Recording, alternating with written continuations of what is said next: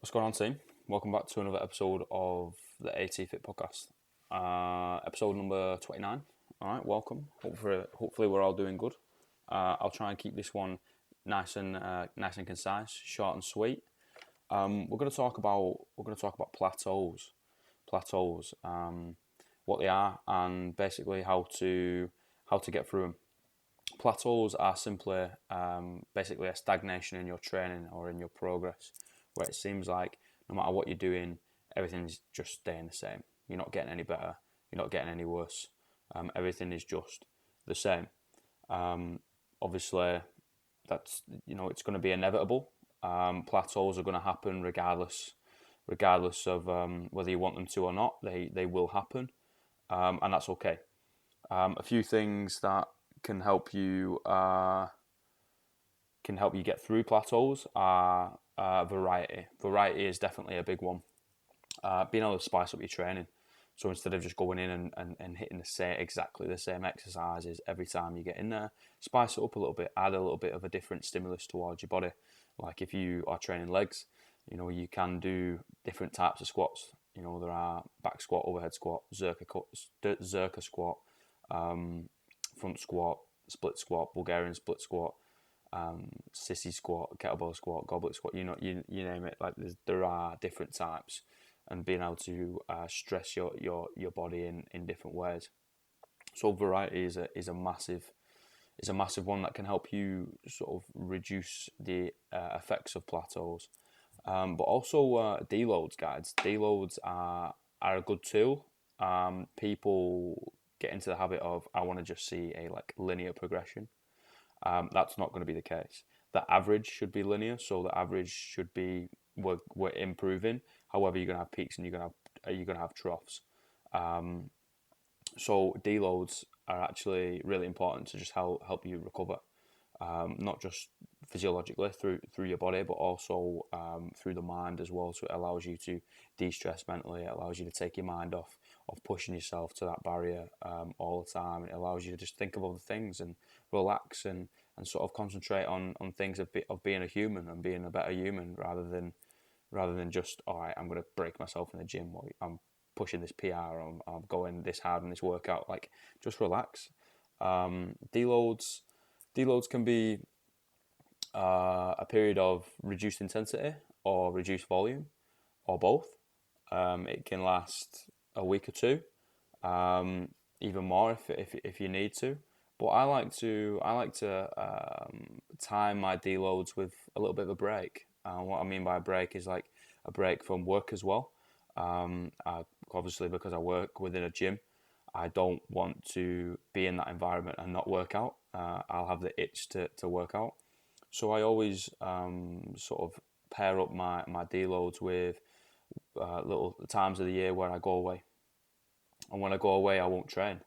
Or if I do, it'll be like movement. It'll be working out. It won't be training. It won't be specific towards a goal. It won't be I'm going to go in and I'm going to kill myself, or I'm going to go in and I'm going to seriously push my body to limits. I'm just going to go in. I'm going to relax. I might hike. I might swim. I might stretch. I might walk. I might do some push-ups, and that's about it. And I'm just going to allow my body and allow that time to just completely relax.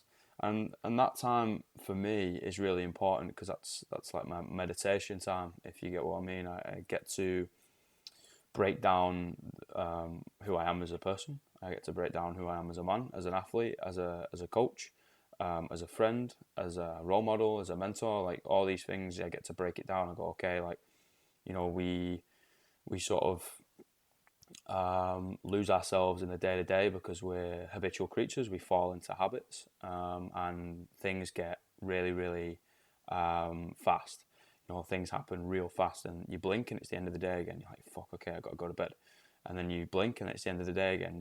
You don't necessarily have time to reflect. So that time I use for exactly that. I reflect on whether I'm going down the right path for me and for the people around me, whether I'm doing good, whether I'm doing okay, or whether I'm doing them or myself a disservice. And I get to just sort of reflect a lot more and meditate on it and think about it.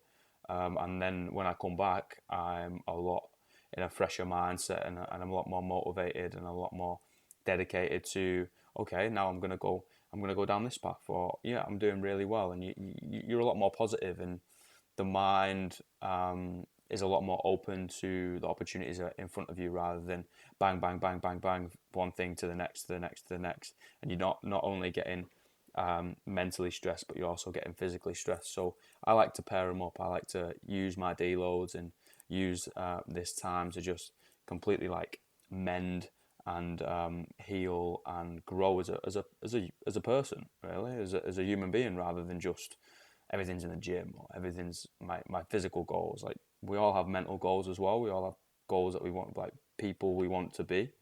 I'm pretty sure we all want to be better people, as a human being, day to day. And I like to just pair that in. That's just a conversation I'm having quite a lot recently with the mental fitness and the physical fitness. It's one and the other. They are both the same thing. And if you're physically unfit, then you're going to be mentally unfit, and vice versa. So you need to take time for both of them to be able to reflect, to be able to heal, to be able to recover. And sometimes that is like turning the gas off a little bit and calming down and putting the brakes on and just relaxing. Like, you can't go 100 miles an hour 24/7, 365 days of the year, because you will end up breaking and burning out. And there are times, definitely in my life, when I've done that, and it causes you to, one, change who you are, because you're just so drained and so fucked mentally and physically that you end up doing some weird shit. And also you end up like breaking yourself and not staying true to you, and then again, that's not good. So it's being able to take that time for that mental recovery, and also take that time for that physical recovery, and I think they go hand in hand perfectly. That was a little bit of a tangent, but it still pairs into plateaus and how to sort of recover from them. Going back as a little bit of a recap, you can't necessarily go nuts in the gym all the time. And if you sort of spread my training out over a week, you would see days where I do go nuts, and then other days where it'll be a little bit of a dip, and it'll be like, right, I do the bare minimum sort of thing. And today will probably be the latter. It'll be, I'll do the bare minimum. If I get in there and I feel great, then I'll hold my hands up, and I'll obviously do more. But if not, and I'm very, very busy in the next couple of days, and I just need to get in and get out, then I'll do the bare minimum. At the end of the day, I'm still taking steps forward, but I'm not absolutely destroying myself. And you need to be okay with and understand that you can't just destroy yourself every time you get in there. That's not going to happen. We're not all popping a million steroids and sleeping 12 hours a day, so we're just recovered every time we get into the gym.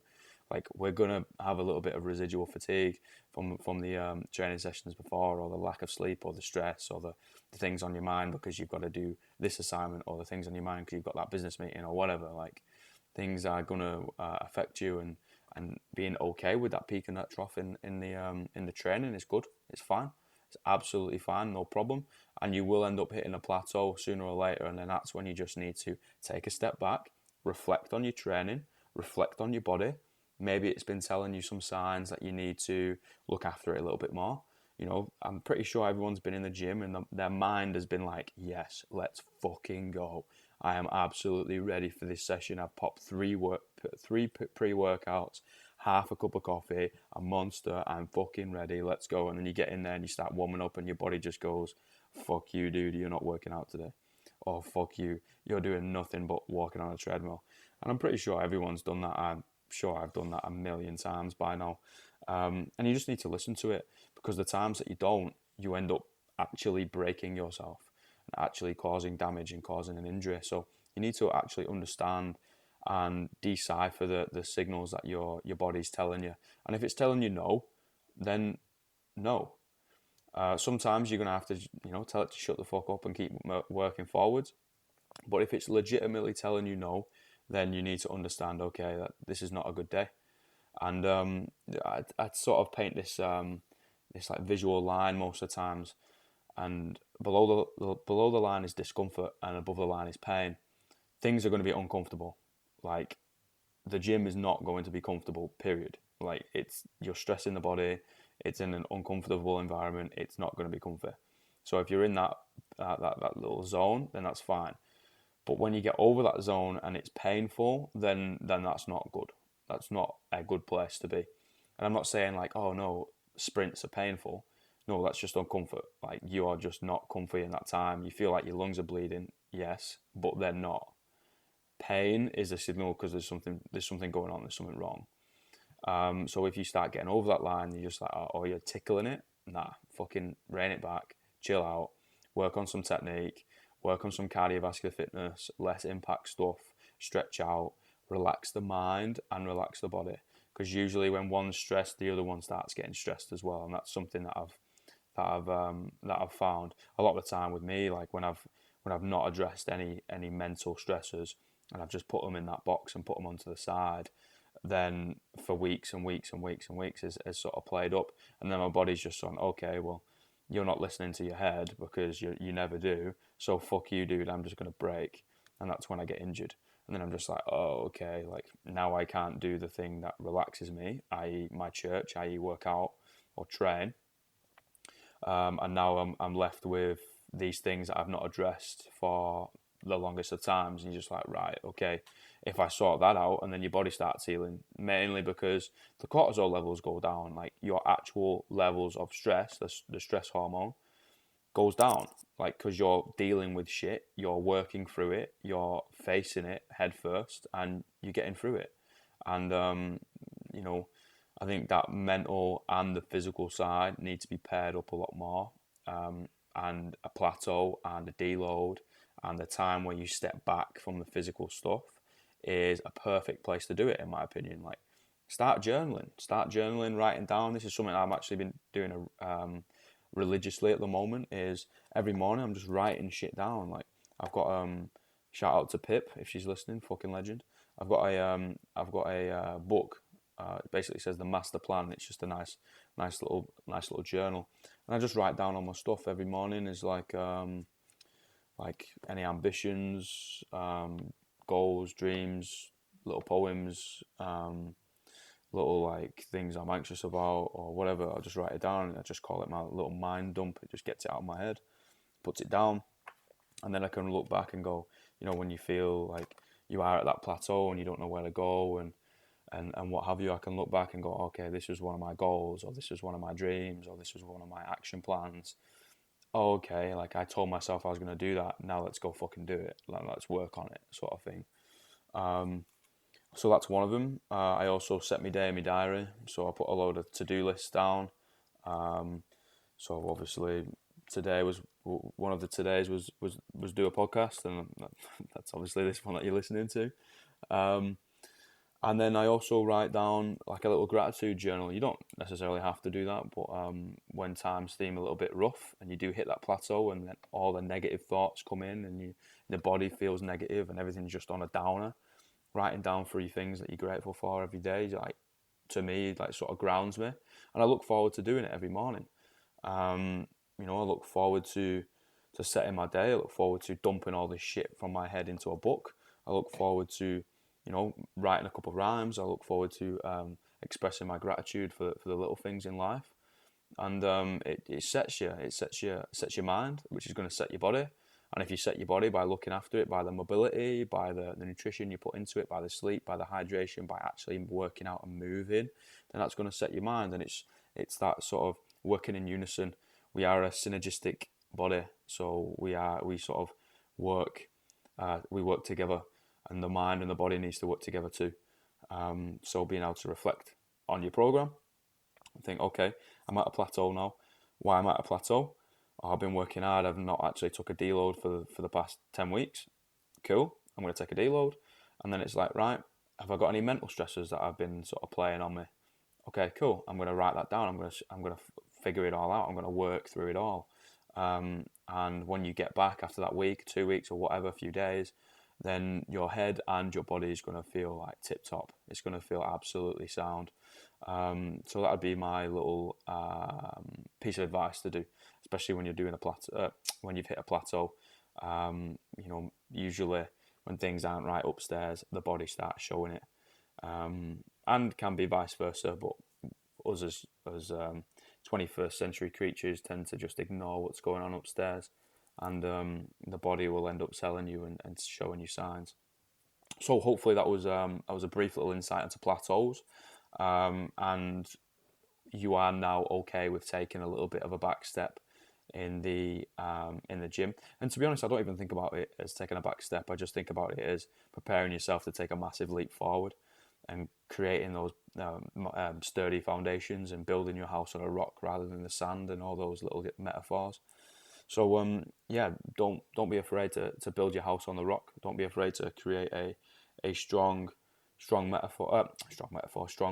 foundation to be able to jump forward and go headfirst into your training and into your life. All right, fucking enjoy, guys. That's the fire alarm if you can hear it. Have a great day. Enjoy yourself. Make everyone happy around you, and make yourself happy. Peace.